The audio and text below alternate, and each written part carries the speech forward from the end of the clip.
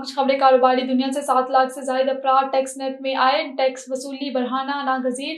اسلام آباد میں press conference کرتے ہوئے محمد اورنگزیب کا کہنا تھا کہ وزیراعظم شہباز شریف دن رات پاکستان کی ترقی کے لیے کام کر رہے ہیں۔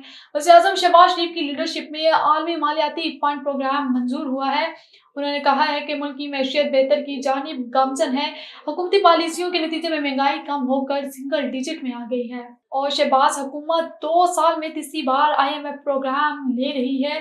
IMF پروگرام پر رد عمل دیتے ہوئے مشیر خزانہ خیبر پختونخوا مزمل اسلم کا کہنا تھا کہ پاکستان 1959 سے لے کر مسلسل آج تک IMF پروگرام میں ہے۔